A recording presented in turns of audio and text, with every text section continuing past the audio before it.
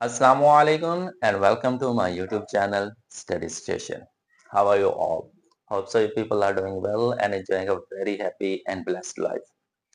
Dear viewers, today we are going to discuss our short story number 12, which is A Woman of 50. And this short story is written by one of the very famous short story writer, William Somerset Maugham. He is generally known as W. Somerset Maugham, but if we read about his life, then we came to know his full name is William Somerset Maugham. Somerset Maugham was born in 1874 and he died after a very ripe age of 95 years old in 1965. He was born in France, Paris, and he died in France, Paris as well. If we talk about his personal life, then we can say there is two things which you need to keep in mind about his life. Number one, he was the highest paid author of his life. And number two is he is well reputed author of his time. अपनी जिंदगी के अंदर ये सबसे ज्यादा highly paid means कि इसको सबसे ज्यादा पे किया जाता था और जो सबसे ज्यादा मशहूर था वो भी सॉमरसेट मॉगम ही था. By profession, he was a short story writer, he was a novelist, and he was a playwright. Short stories भी लिखा करता था, प्लेस ड्रामास भी लिखा करता था, उसके साथ साथ novels भी लिखा करता था. So this is the short biography and I think this is enough for you. So let's discuss about the other things regarding this short story. If we talk about the genre, so genre of the short story is modern short story. ये एक modern short story समझी जाती है और इसके अंदर दो चीजें आपने लाजमी तौर पे ज़हन में रखें. ये दो चीजों को डील करते हैं. Number one is psychological analysis and number two is satire. ये दो तरह की चीजें आपको इसके genre के अंदर भी देखने को मिलेंगी. Next point is structure. Structure of this short story is linear and straightforward. लेकिन इसके अंदर आपको कुछ प्रेजेंट के इवेंट्स देखने को मिलेंगे और प्रेजेंट के साथ साथ कुछ मोस्टली जो इवेंट्स देखने को मिलेंगे वो फ्लैशबैक के देखने को मिलेंगे. तो इस तरह से ना थोड़ी सी डाइवर्जन आपको इसके स्ट्रक्चर के अंदर मिलेगी.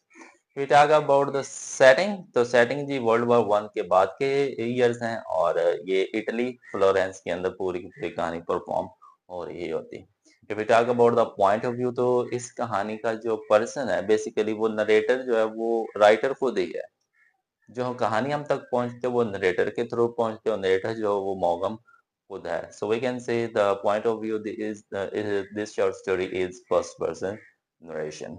Then the major one about the characters. इस short story के अंदर characters थोड़े ज्यादा हैं तो उनको हम डिस्कस कर लेते हैं कौन कौन से. Number one we have the narrator.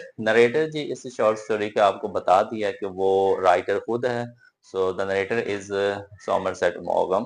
And number two, we have Wayman Holt. Wayman Holt is a friend to Maugham और ये एक यूनिवर्सिटी के अंदर प्रोफेसर है. इसका बहुत ही अच्छा दोस्त, बहुत ही गहरा दोस्त. Number three, we have Mrs. Green. जी Mrs Green is the women of 50. जो टाइटल है ना वुमेन ऑफ 50, 50 साल की औरत, 50 साल की खातून, वो बेसिकली ये मिसिस ग्रीन ही. इसका जो रियल नेम है वो है Laura and she is very wealthy woman. बहुत अमीर, बहुत ही खूबसूरत, बहुत ही आउटस्टैंडिंग किस्म की ये खातून समझी जाती है. Then we have Jasper Green. He is the second husband of Mrs. Green and he is the instructor. ये एक जिस यूनिवर्सिटी के अंदर वो वेमेन हॉल्ट है या मिसिस ग्रीन है उस यूनिवर्सिटी का जो इंस्ट्रक्टर है वो भी जैस्पर ग्रीन है. Then we have Colonel Harding and Bessie Harding. Both are the husband and a wife and they are the friend to the narrator. Narrator के ये भी बहुत ही गहरे दोस्त होते हैं. And then we have Tito di San Pietro. जी ये एक इटालियन नेम है और ये भी एक बहुत अच्छा कैरेक्टर इसके अंदर उन्होंने डाला हुआ है and he is the first husband to Mrs Green और Laura. Then we have the father. जो टीटू का फादर है उसका भी आपको यहाँ पे कुछ एक्शंस देखने को मिलेंगे. And the last one is Mrs Clayton. Mrs Clayton is the mother to Laura और मिसेस ग्रीन. मिसेस ग्रीन की जो मदर है और वो मिसेस क्लेटन है एंड शी इज विडो. इसके जो हस्बैंड है उसकी डेथ हुई. So these are the some characters of this short story. ये कुछ आपके शॉर्ट स्टोरी के अंदर कैरेक्टर्स है जो आपको डिफरेंट इवेंट्स और डिफरेंट डायलॉग्स परफॉर्म करते हुए नजर आएंगे. If we talk about the themes, themes की बात करें तो इसके अंदर जो आपको सबसे बेसिक थीम मिलेगा वो मिलेगा लव क्लैशेस। जी, ये बहुत ही इसका प्रोमिनेंट, बहुत ही अहम और बहुत ही मेजर जो आपको थीम है ना वो इसके लव क्लैशेस है, कि मोहब्बत किस तरह से आपको कहाँ से उठा के कहाँ ले जाती है और मोहब्बत के अंदर नाकामी किस तरह से होती है, you will see in this short story.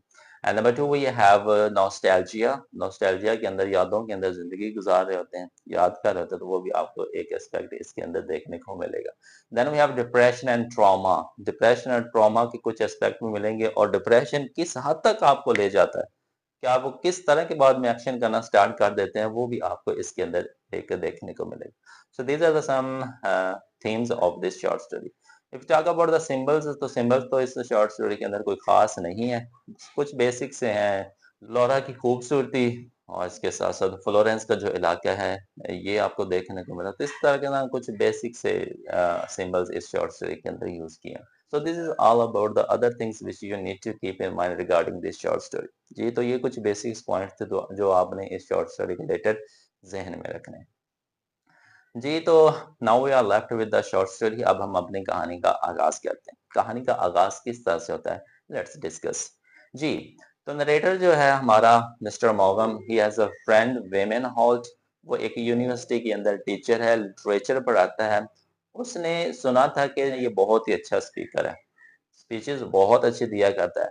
इसीलिए ही इनवाइटेड मॉगम to come to his university, और यहाँ के जो स्टूडेंट्स हैं उनके सामने भी एक लेक्चर डिलीवर करे, द मोटिवेशनल वन, और गाइडलाइंस दे थे कुछ चीज़ों की, क्योंकि उसने अपने दोस्त के बारे में सुना हुआ था। तो जो मॉगम होता है वो उसकी इनविटेशन को एक्सेप्ट कर लेता है, और जो डिसाइडेड डे होता है ये चला जाता है। तो जो इसका दोस्त होता है वेमन हॉल्ट, वो उसको लेने के लिए स्टेशन पे भी जाता है। स्टेशन से उसको रिसीव करता है, रिसीव करने के बाद उसको अपने घर ले आता है, तो वहाँ पे कुछ खाना-पीना का होता है, खाने-पीने के बाद वो उसको अपने कैंपस में ले जाता है, जहाँ पे उसने बोलना होता है। When he went over there, तो जब वो देखता है कि हॉल तो भरा पड़ा है, ये तो पहले बोलता था कोई 10-15 ज़्यादा से ज़्यादा 20 लोगों के सामने ये अपनी बात पहुँचाया करता था। तो जब वो आया तो हॉल तो भरा पड़ा था, उसके अंदर हर ऐज के बंदे मौजूद थे, छोटे-बड़े, जवान, बूढ़े, मर्द, औरतें, हर एक तरह के वहाँ पे लोग मौजूद थे। तो ये ना कन्फ्यूज़ हो गया कि अब मैंने क्या करना है? और उसने देखा कि हॉल के अंदर जो लोग मौजूद है, क्राउड मौजूद है, उसके अंदर फैकल्टी मेंबर्स भी बैठे हुए, जिसने इस चीज़ को इस चीज़ ने उसको और ज़्यादा परेशान किया कि what will I do now? लेकिन ख़ैर जिस स्टेज पर गया, तो जितने भी क्वेश्चंस लोगों ने पूछे, ही ट्राइड हिज बेस्ट कि उनका अच्छे से जवाब दे। तो जितना हो सका उसने पूरी कोशिश के साथ उनका जवाब देता गया। आफ्टर दैट, तो जो उसका दोस्त होता है वेमन हॉल्ट, वो उसको स्टेज से पीछे एक छोटा-सा कमरा होता है जहाँ पे रेस्ट वगैरह की जाती है, वहाँ पे ले जाता है। जैसे ही उस कमरे के अंदर जाते हैं, बहुत से लोग ऑटोग्राफ्स लेने के लिए, पूछने बताने के लिए ना उस कमरे के अंदर चले जाते हैं। In those people there was a woman, एक खातून भी उस कमरे के अंदर आती है और वो इसके शोल्डर्स पे ना हाथ रख देती है। तो उससे कहती है कि आपको तो बड़ी देर बाद देखा है। तो ये परेशान हो जाता है, उसको एग्ज़ामाइन करना शुरू कर देता है, हू इज़ शी? तो दिखने में तो she was the woman of 50, 50 साल की औरत लग रही थी। And she had grey hairs, silver colour के इसके बाल, मीन्स के सफ़ेद बाल हो चुके थे, but she was looking so much stout, बहुत ही मज़बूत किस्म की वो नज़र आ रही थी। And she had blue large blue eyes, और उसकी ना बड़ी-बड़ी नीली आँखें भी थी। तो ये ना कुछ उसकी फिज़िकल अपीयरेंस जब वो उसके सामने आती है, तो वो देखता है, तो वो ज़हन के अंदर एक इमेज बनाता है। तो जो होती है ना मिसेस ग्रीन, तो वो इसको कहती है वेटर को कि क्या आपको वेमेन हॉल्ट में बता दें कि आपका कल का जो खाना होगा वो हमारी तरफ होगा? And he said yes. वो कहते हैं आप परेशान मत होइएगा, हमारे घर पे सिर्फ मैं होंगी, मेरा हस्बैंड होगा, मेरे हस्बैंड का भाई और उसकी बहन होगी। ये कुछ लोग होंगे और वहाँ पे हम खाना खाएँगे। तो ये कहने के बाद शी सेड कि फ्लोरेंस के बाद काफ़ी कुछ बदल चुका है। As soon as she said Florence, तो ये यादों की दुनिया में चला जाता है कि फ्लोरेंस में क्या हुआ था। इसको अभी तक याद नहीं आ रहा। क्या जी, वो औरत वहाँ से चली जाती है इसको इनवाइट करके। तो ये ना अपने दोस्त के साथ घर जा रहा होता है। तो रास्ते में उसका दोस्त बताता है कि वीमेन हॉल्ट के when you will meet Jasper Green, तो आपको ना बड़ा अच्छा लगेगा। जैस्पर ग्रीन एक बहुत ही खूबसूरत, बहुत ही अच्छा, बहुत ही सेंसिबल इंसान है। ये उसकी बीवी थी जो आपसे बात कर रही थी। और जो जैस्पर ग्रीन है वो एक इंस्ट्रक्टर है और जो इसकी बीवी है मिसेस ग्रीन, इसका रियल नेम लॉरा है and she is the professor of Italian literature and renaissance. ये दो सब्जेक्ट्स को डील करती है, एक इटालियन लिटरेचर को और दूसरा रिनाइंसा को। इसकी 2 शादियाँ हुई हैं, दूसरी शादी जो वो इस इंस्ट्रक्टर जैस्पर ग्रीन से हुई है और इसकी जो पहली शादी हुई थी वो इटालियन से हुई थी। And he asked about the name, क्या आपको उसका नाम पता है? तो इसका दोस्त कहता है कि no I don't know about the name, मुझे उसका नाम तो नहीं पता लेकिन इतना पता है कि वो सिर्फ एक इटालियन से हुई थी। अच्छा जी, अब बातें करते-करते बहुत सी और भी दूसरी बातें कर इन दोनों के रिलेटेड तो काफ़ी वक़्त हो जाता है, काफ़ी वक़्त होने के बाद ना ये सोने की तैयारी करते हैं। तो जो होता है ना नरेटर, अब ये सोते हुए ख़्यालात की दुनिया में चला जाता है कि फ्लोरेंस के अंदर क्या हुआ था? क्या मैं इस औरत को जानता हूँ? अगर जानता हूँ तो ये कौन है? तो कल खाना खाने से पहले मुझे इस औरत के बारे में पता तो होना चाहिए कि कल अगर उसने मुझसे पूछ लिया अबाउट फ्लोरेंस कोई हमारी मीटिंग के बारे में तो मैं उसको क्या जवाब दूँगा? It would be a bad thing कि आप उसको जवाब ना दे सके तो मुझे ना पता होना चाहिए कि ये औरत कौन है। अब वो यादों की दुनिया में नॉस्टैल्जिया के अंदर फ्लैशबैक के अंदर ना चला गया कि मैं सोचूं तो सही कि ये आखिर है कौन, क्या कोई मुझे शायद हिंट मिल। काफी देर सोचता रहा लेकिन इसको कुछ भी याद नहीं है। अब ये नींद की दुनिया के अंदर जाने ही वाला था कि इसको ना एक याद ने हिट किया, इसके की याद आ गई।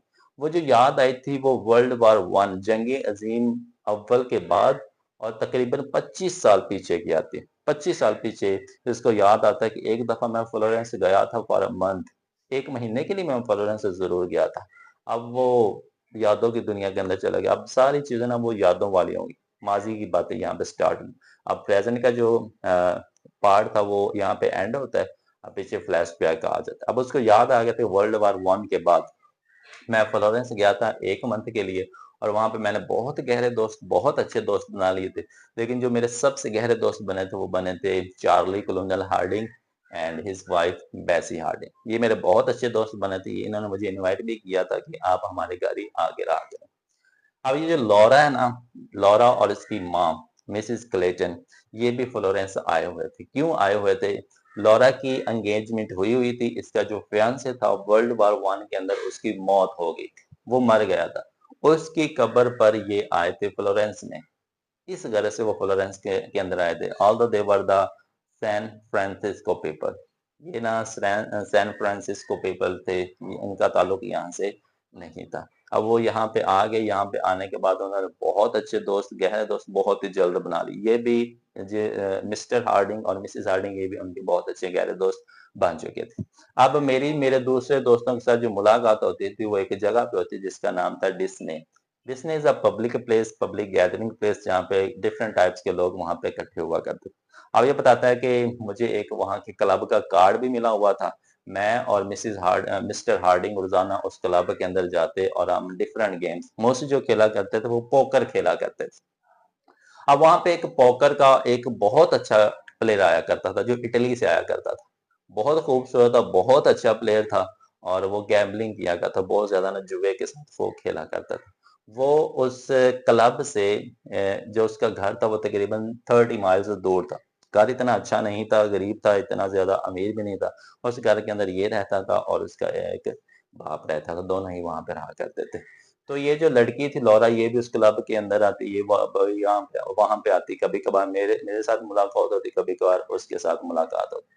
तो मुलाकात करते-करते वो जो दोनों हैं वो इटालियन, उसका नाम होता है टीटू डी सैन पेट्रो, जो पोकर का प्लेयर होता है, वो और लौरा को एक-दूसरे से मोहब्बत हो जाती, बहुत गहरी मोहब्बत होती। लौरा बहुत अमीर होती है, ये तकरीबन 1 साल का उस वक़्त जंग अज़ीम अव्वल के बाद के तकरीबन $5000 ये खुद कमाया करती थी और जो कुछ उसको अपनी माँ की तरफ से मिलना था वो सारी चीज़ें अलहदा थी। ये ना बहुत अमीर किस्म के खातून यहाँ पे दिखाई गए। अच्छा जी, इनकी मुलाकात होती रहती है, तो इनको एक-दूसरे से मोहब्बत हो जाती है। तो 1 महीना रहने के बाद ये वापस आ जाता है अपने शहर लंदन। तो 2-3 साल तक ना ये वापस नहीं जाता फ्लोरेंस। 3 साल के बाद ये फिर 1 हफ्ते के लिए उधर चला जाता है फ्लोरेंस। तो इसकी मुलाकात इसके दोस्त हार्डिंग से होती है। तो हार्डिंग इसको सारी चीज़ें बता देता है जो अपने दोस्तों के बारे में और इन टीटू और लौरा के बारे में। कि किस तरह से इसकी माँ और ये खुद गए थे उनके घर देखने के लिए, इसके बाप से बात करने के, सब कुछ उन्होंने बता दिया। इनकी शादी भी हो गई थी। शादी होने के बाद इन्होंने अलहदा से घर ले लिया था और इसकी जो माँ थी मिसेज़ क्लेटन वो वापस आ चुकी थी। अब ये दोनों रह रहे हैं, इनका फ़ादर कभी-कभार इनके पास आ जाता है, 1-2 दिन रुकता है और फिर वो वहाँ पे चला जाता है। तो इस तरह की ना हँसी-खुशी वो ज़िंदगी गुज़ार रहे थे। वो पूछता है कि they have any baby, any child? तो जो मिसेज़ हार्डिंग होती है वो कहती है कि नहीं अभी तक उनके यहाँ कोई बच्चा नहीं है। ठीक है जी, कुछ हफ़्ता गुज़ारने के बाद ये वापस फिर आ जाता है लंदन, दूसरी दफ़ा गया, फिर वापस आ गया। अब तकरीबन 1 साल गुज़र चुका था। 1 साल गुज़रने के बाद इसको ना अपने दोस्त हार्डिंग की तरफ से एक लेटर मिलता है। उस लेटर के अंदर ना उसने इसके डिफरेंट फ्रेंड्स के बारे में बताया होता है, अपने बारे में बताया, मीन्स कि किस-किस तरह की ज़िंदगी गुज़ारा है, सब कुछ बताया होता है। तो ये ना उसको एक लेटर जवाब में भेजता है, तो ये ना उनका पूछता है, लौरा का और टीटू का, कि उनकी ज़िंदगी कैसे गुज़री। तो जब इसको खत मिलता है काफ़ी दिनों के बाद, तो वो एक बड़ा ही लंबा खत होता है, उसके अंदर सारी सिचुएशंस बताई होती हैं जो कि इनकी ज़िंदगी के अंदर हो रही होती हैं। तो उसने लिखा होता है कि जो टीटू था वो पोकर बहुत ज़्यादा खेला करता था, जुआ लगाया करता था, तो इसको ना बहुत ज़्यादा हार आ जाती थी। तो जितनी भी हार के पैसे देने होते थे ना वो इसकी बीवी लौरा दिया करती थी।